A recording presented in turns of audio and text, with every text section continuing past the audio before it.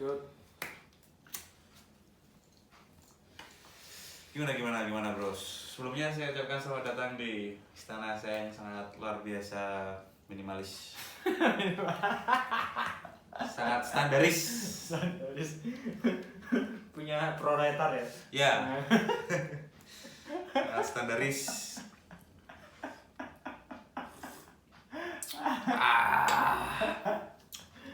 Pilih, apa boleh?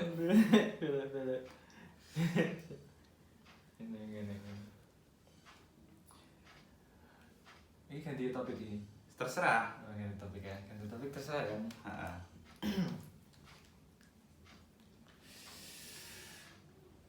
Kamu kan sebagai manusia umur ya 20 sampai 30 kan sekarang di antara 20-an. Iya. 20-an. Sudah melewati berbagai macam perjalanan. Salah satunya adalah percintaan. Oke. Sekarang aku mau tanya perspektifmu. Mau tanya perspektif. Kan ada nih. Ketika dia berhubungan atau berpartner atau pacaran, ketika dia pacaran, misal salah satu pihak itu melarang-larang, kan ada yang kayak gitu, mencoba membentuk orang lain gini, kan aku nggak suka kamu gitu, kamu jangan kayak gini, kamu jangan kayak gini. Kan di situ bukan tanpa maksud dan tujuan, ada tujuannya kan, tujuannya tetap positif agar dia semakin baik, agar dia semakin ini selaras dan banyak hal. Terus ada satu sampel lagi yang kontra dengan itu. Ada ketika dia di dalam satu hubungan, dia itu kayak membebaskan pasangannya mau ngapain aja, tapi concern gitu loh. Iya. Concern gitu maksudnya atas persetujuan. Iya, komit ya. Komit, membebaskan pasangannya ngapain aja, tapi kamu harus bilang misalnya gitu. Kamu boleh kayak gini, tapi sama aku. Iya. Gitu. Kalau perspektifmu dua sisi ini sebenarnya apa yang melatar belakangi orang itu berperilaku seperti kasus pertama, dan apa yang melatar belakangi orang itu berperilaku seperti kasus kedua? Ya kalau menurut saya sih semua sah-sah saja kan. Dalam percintaan kan gini, yang menjalani kan A, B, sama C, sama D. Jadi kayak kalau ABCD. ya misal kita ambil sampling antara pihak satu dan kedua yang menggunakan hukum toksik atau apa namanya yang itu ya, yang saling melarang-larang atau kayak gimana. Yang kedua kita ambil CD-nya itu yang membebaskan. Okay. Ya sah-sah aja sih sebenarnya sih. Jadi kayak gini, kalau saya prinsip orang yang suka kebebasan. Karena kebetulan saya dibentuk keluarga saya bebas bersyarat. Ya tidak serta-merta bebas kayak gabrol, bebas tanpa seenaknya sendiri kayak gitu. Tapi semakin kesini kan kita sadar banyak orang yang lebih terbuka sekarang, lebih mindsetnya itu lebih terbuka, nggak kayak dulu. Kalau dulu emang harus melatih fase dimana orang itu harus dididik, dikasih pelajaran biar dia lolos dalam fase hal-hal yang seperti itu. Akhirnya kelolosan itu digunakan untuk to be continue gitu loh, untuk kehidupannya yang ke depan. Tapi sadar nggak sadar sekarang nggak bisa dibentuk kayak gitu. Saya nggak menyalahkan, bukan berarti menyalahkan hubungan yang saling melarang, tidak ya. Karena kan emang manusia itu punya sisi unggul dan sisi kelemahan gitu loh. Tapi kalau saya sendiri lebih suka yang kebebasan. Karena kan sebenarnya kayak gini, kalau kita berbicara tentang konteks kebebasan, sebenarnya kita lihat deh, banyak orang yang berkebebasan nyatanya aku lebih bisa menikmati gitu loh. Tapi ada juga yang menyalahgunakan kebebasannya. Ada. Tapi kan kayak gini, setelah dia menyalahgunakan kebebasan, ada nggak kesadaran naluriah lo ya? Ya kita bicara hukum naluriah dan berkepastian sampai kapanpun, entah dia tua, entah sampai umur sekian dia baru sadar. Tapi kan ada nggak letak di mana dia itu merasa kayak menyesali perbuatannya? Ada. Itu kan lebih kompleks kan sebenarnya. daripada orang kayak gini nih, kamu jangan ke situ gini, Bo ya kamu jangan kayak gini. Tapi dia sekedar tahu literasi dari orang yang mengingatkan gitu loh. Jadi mindsetnya terbatas, manusianya terikat dalam pengetahuan yang sepihak. Misal permisalan gini. Kamu sama cewekmu, sayang kamu jangan sampai clubbing ya, aku nggak suka kamu clubbing. Dan misal cewekmu bener-bener patuh sama kamu, misal kayak gitu, karena cewek kan ada naluri nurut sama cowoknya. Ada nalurinya, itu udah bawaan dari lahir mungkin. Karena selama ini begitu. Terus dia bener-bener nggak pernah clubbing. Iya. Karena nurut sama kamu, karena takut kamu pergi atau gitu. Iya. Tapi misal di dalam batinnya si cewek ini dia tuh pengen coba loh gitu. Pengen coba. Tapi sampai misal kamu menjalani hubungan ini sampai benar-benar akhir hayat. Iya. Ya, misal sampai akhir hayat kan udah perfect kan, kamu berumah tangga dengan istrimu sampai maut memisahkan. Kan itu udah perfect banget. Lagi fokus dulu dong. Lagi fokus misal. Oke, misal. Tapi selama istrimu itu nurut sama kamu, ya kan? Ada nggak sih maksudnya rasa nggak enaknya dia, atau misal di satu poin dia merasa menyesali hidup karena nggak pernah nyoba yang kayak begitu misalnya. Iya. Nah di situ letak di mana saya merasa berdosa. Saya sadar nggak sadar saya menjadi Tuhannya gitu. Sekalipun saya di sini laki-laki itu sebagai imam, tapi tetap saya merasa berdosa itu. Harusnya saya di sini tuh mengarahkan, bukan melarang. Iya. Lebih tepatnya sebenarnya ilmu itu mengarahkan, loh. Bukan melarang. Iya. Apapun yang dia lakukan, sehina-hina apapun, mohon maaf ya, kalau kita berbicara tentang konteks universal, ya mohon maaf guys, kita berbicara konteks bodoh pergi aja. Kita di sini berbicara tentang realita ya. Ya mohon maaf. Atau mayoritas yang ada. Kayak sadis gak sih sebenarnya kalau atas nama imam tapi kita melarang, atas nama udah tahu jurang masa dilakukan otomatis kayak gini. Ini hukum sifat naluri ya. Cewek itu nggak mungkin masuk jurang kalau mungkin itu sangat membahayakan bagi nyawanya secara otomatis gitu loh. Jadi apa namanya engine life-nya itu biar jalan gitu loh. Kayak percuma kalau misal udah tahu di situ jurang terus kita sok-sokan mengingatkan dan melarang bahwa jangan kamu jangan. Tapi kan dia juga punya tolak ukur sendiri gitu loh. Dimana sifatnya yang membahayakan, dimana sifatnya yang nantinya aku ketika masuk jurang itu pasti aku dapat suatu asupan atau pengalaman yang sangat luar biasa. Yang nantinya ketika anak cucu bertanya, Mom, can you tell me about your experience? Just say loh. And then, dan jatuhnya nanti dia melarang-larang juga. Iya. Dan sadar nggak sih kayak perilaku kayak gitu tuh kayak membuat manusia itu jadi mesin. Jadi kita memprogram suatu mesin dan kamu harus lewat sini, kamu harus lewat sini. Iya. Tanpa kamu mempunyai kesadaran dan memilih sendiri jalan. Benar. Kan? Iya benar sekali. Dan misal kita membebaskan, dia kan manusia kan, dia kan manusia tahu gitu loh, tahu gitu. Jadi ketika kita membebaskan bukan berarti kita menyuruh dia untuk lost job, kamu clubbing, kamu selingkuh, kamu kayak gini kan enggak gitu. Kayak gini. Tapi kita loh sebenarnya pengen manusiamu itu memilih gitu. Manusiamu itu memilih. Jadi kamu menikmati menjadi manusia, kamu menikmati menjadi dirimu sendiri. Iya benar. Kan? Kamu menikmati menjadi dirimu sendiri ketika kamu bareng sama aku. Iya. Kamu tidak menjadi orang lain. Iya benar. Dan di situ kan hubungan itu menjadi sangat sehat kan. Manusia itu tidak menjadi orang lain just for be with me gitu. Benar serius itu. Tapi realitanya gimana? Dia menolak asupan yang mohon maaf ya kita berdua bicarakan, tapi nyatanya prakteknya itu sama seperti asumsi yang kita bicarakan gitu loh. Tapi mohon maaf, kenapa harus ada sisi di mana manusianya harus munafik terhadap realitas yang sudah dia jalani gitu loh.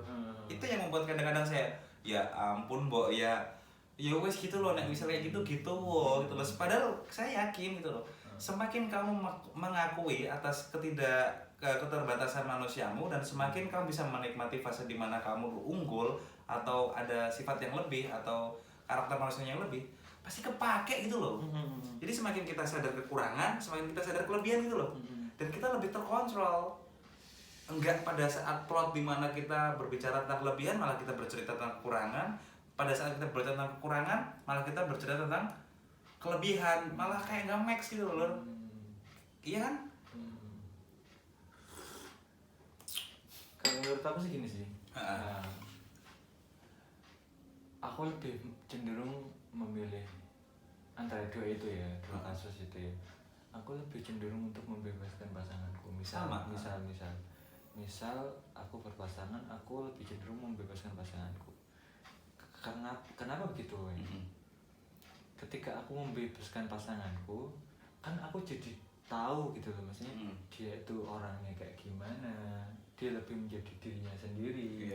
Dan aku sangat-sangat jadi kenal dia seutuhnya. Dan ketika aku kenal dia seutuhnya, dan aku kan jadi bisa mempertimbangkan, bisa nggak nih aku hidup dengan dia, ya kan, sampai akhir hayatku kita tidak menjalani hubungan dengan penuh kemunafikan atau mencederai diri sendiri, gitu, saling mencederai diri sendiri. Misal kita berargumen ya argumen aja, gitu. Tapi tetap memilih untuk tetap bersama, gitu kan. Kan ada fase dimana hubungan itu pasti jenuh kan. Pasti jenuh. Iya pasti, manusiawi. Bucin itu kan paling kamu 6 bulan pertama sih. Makanya emang kalau dari sisi aku, kamu bisa bersama dengan seseorang itu bukan karena kamu mencintainya dia terus menerus gitu. Iya. Kamu mesti sangat membenci pasanganmu, ada di titik itu juga gitu. Tapi kayak ibarat orang sakit, kalau masa kritis lewat ya lewat gitu. Masa kritis lewat ya lewat. Dan ketika kamu di dalam kebencianmu dengan pasanganmu, di dalam kejenuhanmu dengan pasanganmu, kamu memilih untuk tetap bersama, ya itu kayak kamu melewati masa kritis aja. Bener. Dan di situ kamu bisa kok, maksudnya kamu membuat momen dimana kamu bisa jatuh cinta lagi dengan orang yang sama, yaitu pasanganmu sendiri. Iya bener. Bener sekali itu. Terus ketika kita di situ tahu dia, udah mengenali dia, ya kan? Dan ternyata dia itu kayak nggak bisa nih, aku kayak nggak bisa kalau aku terus bareng sama orang ini karena emang toksik buat dia sendiri atau buat kita. Gitu. Dan di situ kan jadi kayak ya udah kita jelas gitu, kita memilih untuk pergi, ya kan? Demi kebaikan atau kita memilih untuk stay. Dan di situ kan jelas gitu loh. Daripada kita stay, ya kan? Tapi untuk kita stay ini dia harus jadi orang lain atau kita harus jadi orang lain. Iya benar. Dari situ kita menemukan benar-benar life partner gitu loh. Bukan kita menemukan suatu objek kepunyaan, tapi benar-benar partner gitu. Jadi kita melihat pasangan itu udah bukan punya kita. Iya benar. Udah bukan milik kita atau barang yang kita beli, kita berjuang untuk memiliki dia, akhirnya kita memiliki dia sehingga gimana caranya aku ngekip kamu dan aku membentuk kamu seperti apa yang aku mau, kan udah bukan gitu lagi. Iya benar, serius. Tapi di situ terjadi hubungan life partner, ya udah kita partner gitu. Kita tuh partner, bener-bener partner.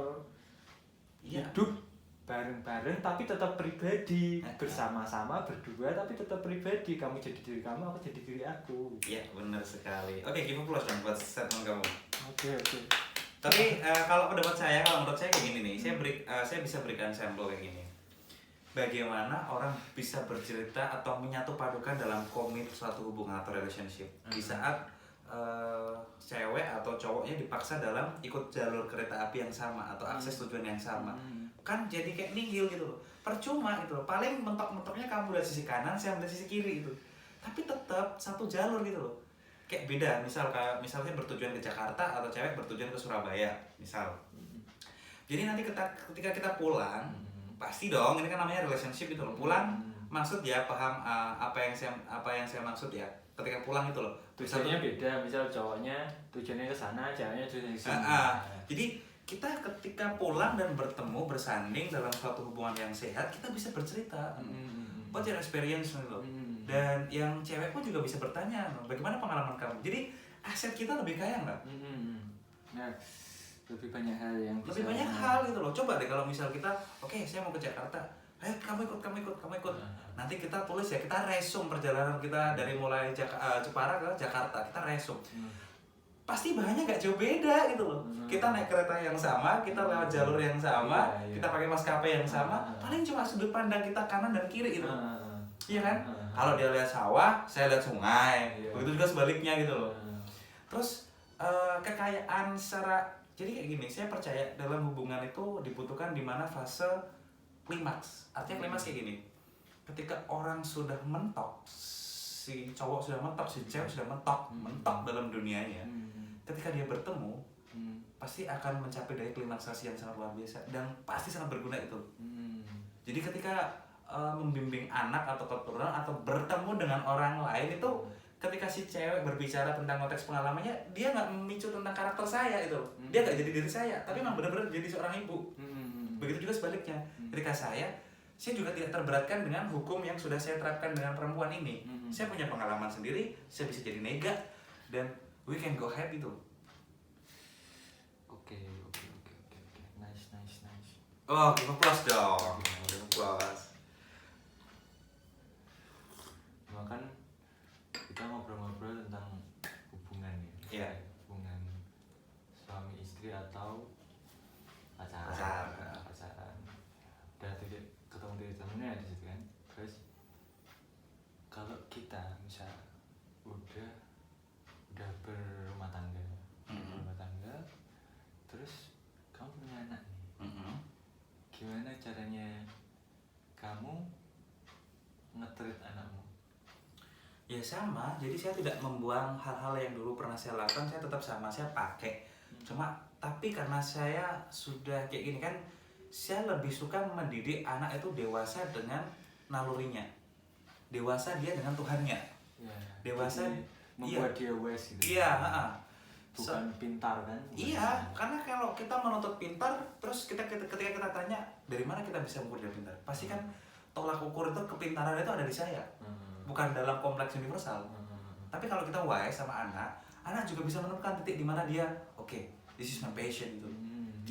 This is my passion, oke. Jadi kalau dia misal nggak maksimal dan nggak optimal, dia akan naruh dengan dirinya sendiri. Tapi kalau dia mungkin, mohon maaf, ketika dia saya tuntun, saya push, saya dorong terhadap keinginan saya, otomatis dia harus jadi seperti saya. Iya. Atau menyelesaikan cita-citamu yang belum kelar. Nah, itu sebenarnya yang, mohon maaf, bapak ibu sekarang yang masih kental banget dengan nuansa-nuansa seperti itu. Iya, serius itu. Iya. Saya belajar dari ayah ibu saya karena emang benar gitu loh. Emang realitanya terjadi sama orang-orang tua generasi baby boomer ya kayak gitu. Dan misal kan ada naluri anak juga, kayak ini tuh orang tuaku, ini tuh yang menghidupi aku, jadi at least aku nurut sama dia dan at least aku ingin membahagiakan mereka. Kan ada kayak gitu. Terus gimana caranya anak ini bisa mengenali apa sih sebenarnya dia mau dan apa sih yang sebenarnya dia tuh pengen gitu, tanpa cenderung ke keinginan orang tua. Kan ada nih, misal anak dia udah merdeka gitu, maksudnya udah punya keinginan, tapi secara nggak sadar dia itu melakukan keinginan orang tuanya. Iya. Kan ada kayak gitu. Benar. Gimana caranya gimana caranya anak ini bisa benar-benar menggali dirinya sendiri gitu, tanpa kecampuran kepentingan dari orang tuanya. Iya. Gimana menurutmu? Caranya. Oke, kita rokokan dulu. Kita rokok dulu biar relax, biar santai, karena membahas tentang orang tua begitu banyak orang yang sensitif loh. Oke. Genetik itu kan secara sains, dan kita juga mengalami gitu. Ada beberapa titik di mana kamu mengulangi apa yang orang tuamu jalani dalam hidupnya. Itu kayak kalau di Kristen tuh bayi lahir dengan dosa turunan, bukan suci, udah bukan suci lagi kan. Dosa turunan tuh bukan kayak dosa yang kayak semenakutkan itu, tapi kayak genetik ya, udah sifat orang tua yang kayak traumanya mereka, terus perjalanan hidup mereka itu kan nempel di genetik kamu kan, nempel di genetik kamu kan. Terus itu kayak membentuk kamu dari awal gitu. Kamu udah membawa genetik mereka dan kamu membawa sifat-sifat mereka. Terus gimana sih caranya kamu tuh bisa menemukan pribadimu kan yang benar-benar this is you gitu. Iya. Gimana kamu bisa caramu mengarahkan anakmu supaya mereka itu jadi diri mereka sendiri. Iya. Meninggalkan genetik ini. Oke. Saya mulai dari yang simple-simple kayak gini nih. Apa sih kebanggaan orang tua? Satu. Yang kedua, gini, apakah kebanggaan orang tua itu, misal orang tua menginginkan kita untuk menjadi seorang dokter atau menjadi seorang pilot atau dan lain sebagainya, yang menurut mereka itu adalah kasta tertinggi dalam ekspektasi orang tua dalam bidang pekerjaan. Karena kalau mungkin dari dokter atau dari pilot atau dan lain sebagainya itu kehidupan akan terjamin. Oke. Tapi sisi lain, bisa nggak kita membahagiakan orang tua dengan cara kita? Misal, pertama kita emang harus lewat bagaimana sih seorang kayak maaf ya, kayak si Popeye. Nggak mungkin Popeye dilahirkan di air yang tenang gitu loh. Pasti dia terbentuk dari mentalnya si Popeye ini terbentuk dari badai ombak atau kehidupan di laut yang sangat luar biasa ya. Tapi sisi lain, kalau kita berhasil dalam ranah yang kita jalani atau yang kita pilih, seperti kita menjadi seorang pengusaha atau menjadi seorang apapun ya, terus ketika kita sukses, otomatis ya kita sudah memotong genetik. Yang kedua, ketika kita sudah optimal, sudah mencapai hasil yang sangat luar biasa, orang tua ikut senang nggak? Senang, pasti senang. Kan banyak orang yang saya bilang bener. Ketika anak itu sadar bahwa ingin membahagiakan orang tua, naluri ya. Iya.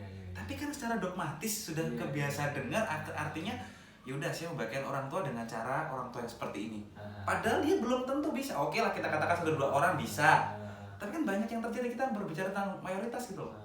Banyak kan yang tidak bisa juga si anak ini ikut alurnya orang tua dan mencapai hasil yang maksimal seperti keinginan orang tua, kan banyak gitu loh. Oke, kita bilang, dia bisa semua keinginan orang tua, tapi ada tekanan batin dan psikis yang mungkin tidak berani mereka ungkapkan. Sebenarnya dulu tuh saya tidak pengen kayak gini. Padahal dia sudah mencapai loh, jadi dokter, spesialis, uang banyak ini. Tapi dalam batin kan kita nggak ada yang tahu. Iya. Dan misal pun kamu sukses di jalur orang tuamu, ya itu cita-cita orang tuamu. Iya gitu loh. Dan tetap pride, kebanggaan yang kamu rasakan nggak semewah ketika kamu memilih itu dengan keputusanmu. Dan pada saat kita memakai cara yang tadi saya sebutkan, ketika kita sukses dalam jalan kita yang kita pilih, jalan kita sendiri atau jalan yang kita pilih, ketika kita membagian orang tua, tetap namanya anak itu pasti kayak yang namanya orang tua pasti bagaimana sih kebahagiaan itu sampai terrealisasi semaksimal mungkin dengan kepunyaan kita. Jadi kita juga bisa lebih kayak lebih matang gitu loh. Beda kalau mungkin kita seseorang tua tidak terlalu batin, tapi kan orang tua taunya kita sukses gitu loh. Tapi kan dia nggak tahu perkara kita dalam pribadi, dalam keluarga, dalam bidang pekerjaan, kan dia nggak tahu gitu loh. Karena bukan jalannya, bukan pilihannya gitu. Terus kalau misal kita memakai jalan yang misal harus keluar dari rel orang tua ketika sukses, kan lebih klimaks gitu. Iya, lebih klimaks. Lebih dia bisa ketika dia this is me gitu. Iya. Gitu. Oke, this is my life, this is me, and then aku bisa kok ternyata sukses dengan jalan yang aku pilih. Iya. Dan yang paling penting, if you need me, I come. Itu yang terpenting gitu loh. If you need me, I come.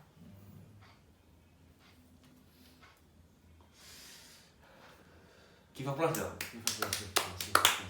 Cheers dulu dong, cheers kopi. Cheers kopi.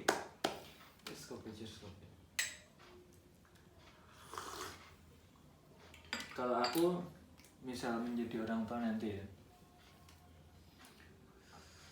aku tetap menjadi observan yang baik, menjadi pengawas yang baik bagi anakku.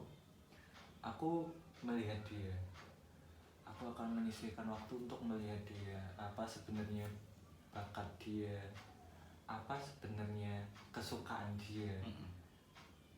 Aku udah membuang diriku ini kan hidup anakku gitu. Aku udah membuang semua kepentinganku, aku udah membuang semua mimpi-mimpiku yang belum tercapai misalnya itu.